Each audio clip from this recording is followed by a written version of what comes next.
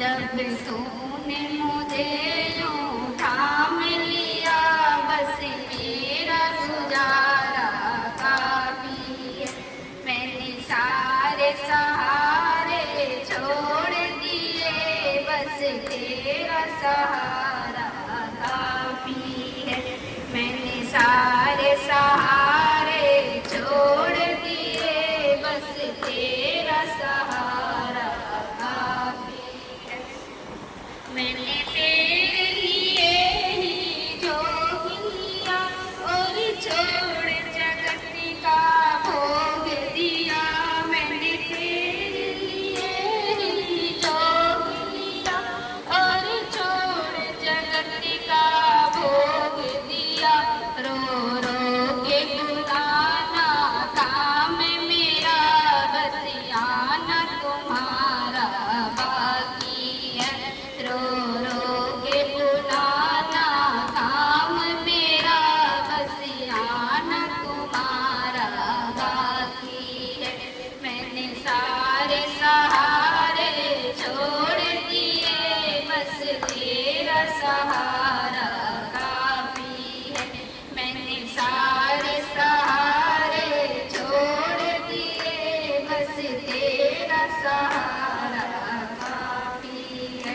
बोलिए सतगुरुदेव की जय, सतगुरु गणेश साहिब की जय।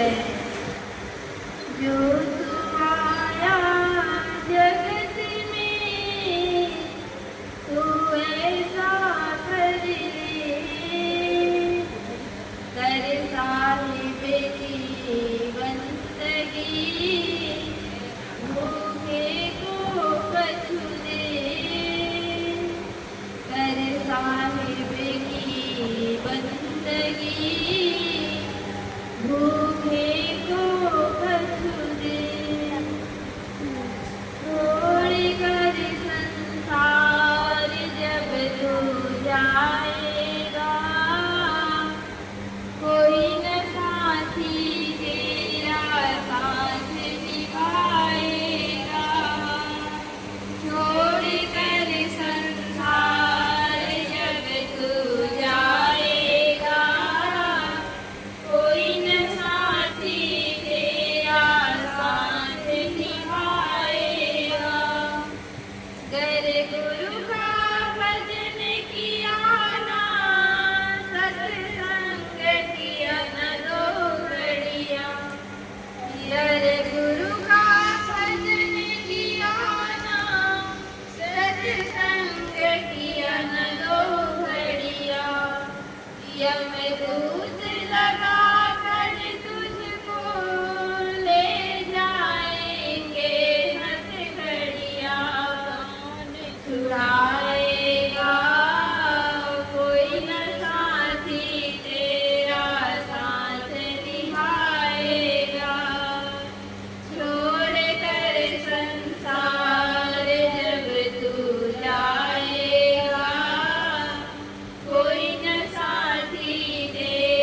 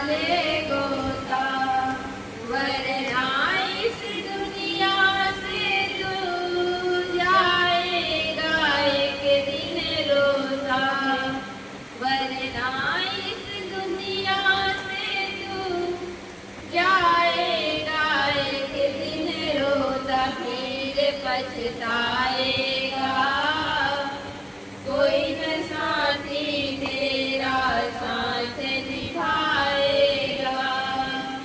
छोड़ कर संसार जब तू जाएगा, कोई न साथी तेरा साथ निभाएगा। श्री संत चरण में निस दिन तू प्रीत लगा ले बंदे। श्री संत चरण में निस दिन तू प्रीत लगा ले बंदे। कट जाएंगे सब तेरे ये जन्म मरण के फंदे पा। कट जाएंगे सब तेरे ये जन्म मरण के फंदे पार हो जाएगा, कोई न साथी तेरा साथ निभाएगा। छोड़ कर संसार जब तू जाएगा, कोई न साथी तेरा साथ निभाएगा, कोई न साथी तेरा साथ निभाएगा।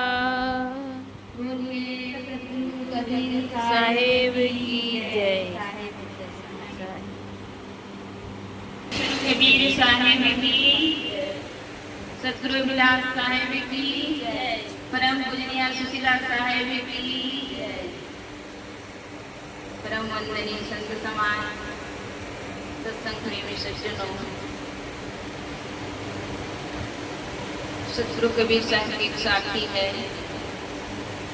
आए हैं सो जाएंगे राजा रंग फकीर, एक सिंहासन चढ़ चले एक बंदे जात जल्दी। सतगुरु कबीर साहब कहते हैं, जो भी व्यक्ति धरा धाम पर आया है उसे एक दिन जाना ही होता है, लेकिन एक सिंहासन पर चढ़कर जाता है तो एक जंजीर भी जाता है। ये अपने कर्म के आधार पे हम जैसे जैसे कर्म करते हैं वैसे हमारा संस्कार बनता है, और यही मानव जीवन ही संस्कारों की पूंजी अर्जित करने के लिए जीवन मिला है।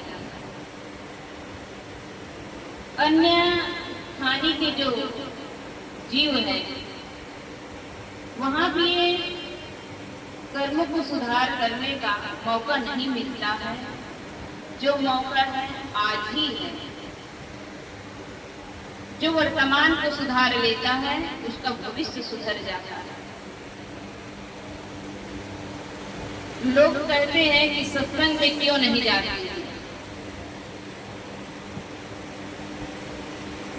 लोगों का कहना है कि सत्संग में नहीं जाने का कारण है कि अभी समय बहुत है। ये सत्संग भजन करने का समय कब है? सत्संग भजन करने का समय वृद्धा अवस्था में है। जवानी को खेलने भोग विलास का समय है। बचपना खेल कूद में चला जाता है। लेकिन बुढ़ापा को किसने देखा था? जरूरी नहीं है कि यह जीवन बुढ़ापा होते तक हम जीवन जिए। एक पल का ठिकाना नहीं, किसी भी समय मौत आएगी और हम इस दुनिया से चले जाएंगे। समय के रहते यदि हम सत्संग भजन में लग जाते हैं तो ये जीवन पाने का और ये जीवन जीने का सही मायने में जीने का आनंद आता है। लेकिन व्यक्ति कहते हैं कि अभी हमारा समय नहीं है। महात्मा बुद्ध जब छोटा था, छोटा का नाम सिद्धार्थ था, वह जंगल में जाके बैठा रहता था। लोग कहते थे, यहाँ शेर बाघ भालू आता है, आपको डर नहीं लगता है? वह छोटा सा बच्चा उत्तर देता था, डर किस बात की, डर किस बात की। तब लोग कहते थे, यहाँ शेर बाघ भालू आता है। लेकिन उसको ज्ञान हो गया था। कहते हैं, यदि इस शरीर को किसी प्राणी का आहार बन जाए, या जो मेरा शरीर किसी प्राणी का आहार बन जाए, तो ये मेरे लिए सौभाग्य की बात है। तब लोग कहते हैं कि देखो, ये अवस्था ध्यान सत्संग करने का समय नहीं है, यह तो बचपना खेलने कूदने का समय है। तब महात्मा बुद्ध कहते हैं कि तब सत्संग भजन किस समय किया जाता है? जबकि ये तो बुढ़ापा का समय है। तो क्या हम लोग 100 वर्ष तक जीना ये एग्रीमेंट करके आए हैं? एक पल का ठिकाना नहीं है किस समय मौत आए और हम सदा सदा के लिए लोगों से बिछुड़ जाएंगे। जवानी ही एक ऐसा अवसर है जहां हम ध्यान सत्संग करके अपने बुढ़ापा को सुखद कर सकते हैं। भजन में आया है, भजन करो सत्संग करो, भजन करो मस्त जवानी में, बुढ़ापा किसने देखा है। भजन करो मस्त जवानी में, बुढ़ापा किसने देखा है। सत्संग करो मस्त जवानी में, बुढ़ापा किसने देखा है। आंखों से अंधे हो जाओगे, गुरु दर्शन कर नहीं पाओगे। भजन करो सत्संग करो मस्त जवानी में, बुढ़ापा किसने देखा है। कानों से बहरे हो जाओगे, सत्संग तुम सुन नहीं पाओगे। सत्संग सुनो मस्त जवानी में, बुढ़ापा किसने देखा है।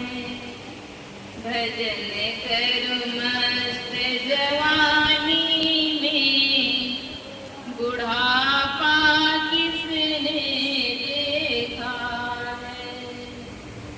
हाथों से लूले हो जाओगे, हाथों से लूले हो जाओगे। दान तुम कर नहीं पाओगे, सेवा तुम कर नहीं पाओगे। सत्संग करो मस्त जवानी में, बुढ़ापा किसने देखा है। बुढ़ापा किसने देखा है, बुढ़ापा किसने देखा है। पैरों से लंगड़े हो जाओगे, पैरों से लंगड़े हो जाओगे। सत्संग तुम जा नहीं पाओगे। सत्संग जाओ, सत्संग जाओ मस्त जवानी में, बुढ़ापा किसने देखा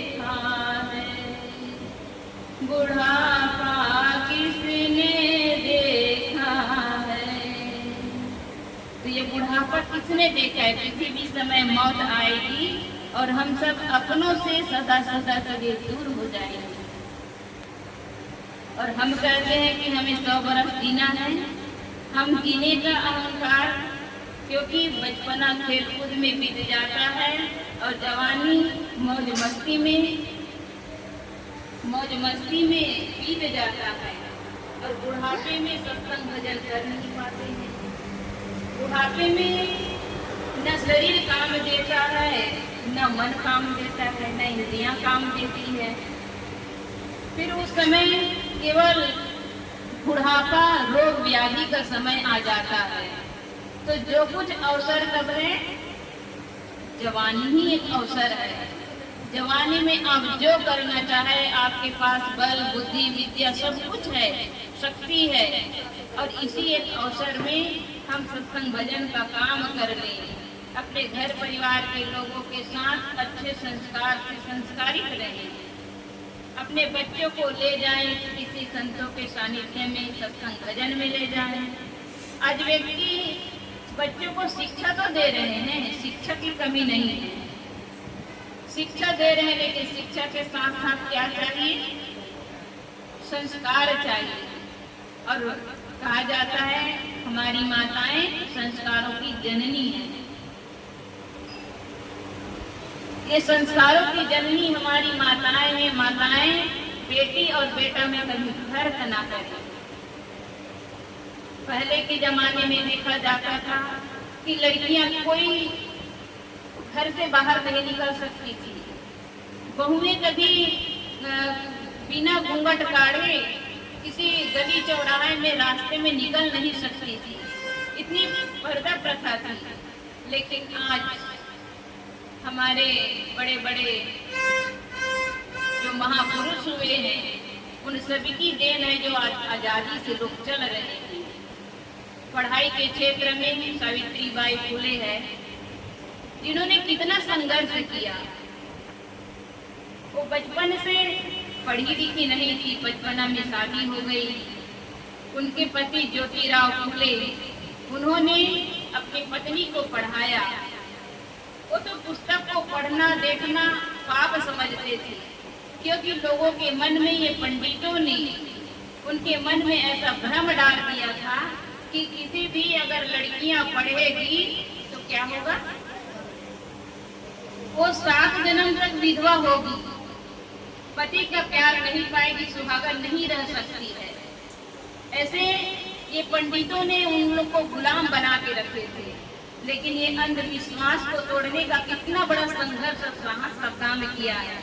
तो हमारी बेटियां खूब पढ़ाई के क्षेत्र में आगे आए, आज आगे आ भी रही है। हर जगह देखो, दुकान में या कंप्यूटर में या कि जहाँ हम गैस भराने जाते हैं, वहाँ भी लड़कियां ही रहती है। तो हर क्षेत्र में लड़कियां आगे आ रही है। पढ़ाई के क्षेत्र में बिल्कुल आगे आए, और जो काम पुरुष कर सकता है, जो काम पुरुष कर सकता है, वह नारियां भी कर सकती हैं। क्योंकि कल्याण का काम एक ऐसा काम है जिसको दोनों कर सकते हैं। हर काम में बराबर है। ऐसा कोई नहीं कि पुरुष जो कर सकते हैं वो नारियां नहीं कर सकती है, नारियां भी कर सकती है। इसलिए जो आजादी आज है वो पहले नहीं थी। जब सावित्रीबाई पढ़ाने के लिए लोगों को इकट्ठा करती थी, तो छोटे छोटे बच्चे को गुप्त रूप से, सूक्ष्म रूप से लोग कोई न जाने, गुप्त रूप से उसको पढ़ाई शुरू की। लेकिन धीरे धीरे ऐसा आंदोलन चलाई, उनको ऐसे ऐसे लोग साथ देने लगे। उन्हीं में से जो पंडित पुरोहित लोग थे, उन्हीं लोगों में से लोग ज्योतिराव फुले और सावित्रीबाई फुले को साथ देने लगे। अपने बच्चे को पढ़ाई के लिए उनके पास भेजने लगे। फिर विद्यालय खोला। इसके लिए कितने अंग्रेजों ने कितनी बड़ी सेवा दी है, कितने बड़े उनको साथ दिए हैं। अंग्रेज सभी बुरे नहीं होते हैं, अंग्रेजों का ही देन है जो आज पढ़ाई के क्षेत्र में ज्योतिराव फुले को और सावित्रीबाई को इतना साथ दिए। और जब पढ़ाई के लिए जब उनका आंदोलन इतना बढ़ गया, तो गांव के गली में बच्चों को लेकर जब जाने लगे तो पंडित उसे आकर फटकारने लगे कि तुम 7 जन्म तक विधवा होगी। 7 जन्म क्या, जिनका प्रारब्ध होगा तो वो एक ही जन्म में विधवा रहती है। और विधवाओं के लिए वो अच्छे कपड़ा नहीं पहन सकती है, उनके लिए विधवा आश्रम खोल दिए और वहाँ पे वही पंडितों का ही शासन था। तो वहाँ विधवाएं भी एक ही वस्त्र पहनती थी, सादा वस्त्र, सिंपल वस्त्र। वो कोई फैशन नहीं कर सकती थी, न कोई पढ़ाई नहीं कर सकती थी। लेकिन इन सब के लिए ज्योतिराव फूले ने इतना सुंदर कि लड़कियां जो विधवा है वो भी दोबारा शादी करके अपना जीवन जी सके, वो भी पढ़ाई कर सके और जॉब कर सके, वो भी जिंदगी अच्छा जी सके। इसके लिए कितना बड़ा संघर्ष किया। तो ये कितनी बड़ी देन है हमारे देश। सावित्रीबाई फूले जब पढ़ाने के लिए जाती थी तो उसे लोग पत्थर से और गोबर से कितना उसको मारने लगे, फिर भी से उन्होंने छोड़ा नहीं और उन्हीं के नाम से स्कूल विद्यालय खोला गया। तो ये हमारी बेटियों के लिए, हम सब के लिए कितना बड़ा संघर्ष किए हैं। तो आज हम इतना आज़ादी से पढ़ लिख रहे हैं, हमारी बेटियां कितना कॉलेज में जा रही है, डॉक्टर, प्रोफेसर, इंजीनियर कितना पढ़ने लगी है और हर क्षेत्र में आगे बढ़ रही है। तो जो काम पुरुष कर सकते हैं हमारी बेटियां भी कर सकती हैं, नारियां भी कर सकती हैं। तो सबको अपना काम अपनी जिम्मेदारी से करना चाहिए। तो हम अध्यात्म के क्षेत्र में ये ना सोचे कि ये सत्संग भजन का काम कब करना है, बुढ़ापा में, ये कभी नहीं सोचना चाहिए। ये काम जब हम जान गए कि हमको सत्संग भजन किसी भी समय मौत आएगी, हमको इस दुनिया से जाना होगा, तो जो सत्संग को समझ लेता है वो अपने जीवन को समझ लेता है। तो अपने जीवन को सार्थक बनाना है तो हम सत्संग भजन से जुड़ करके रहे। और आगे ना कहते हुए अपने वाणी को विराम देती हूँ। बोलिए सतगुरु कबीर साहेब की, सतगुरु कबीर साहेब की, सतगुरु अभिलाष साहेब की, साहेब बंदगी साहेब।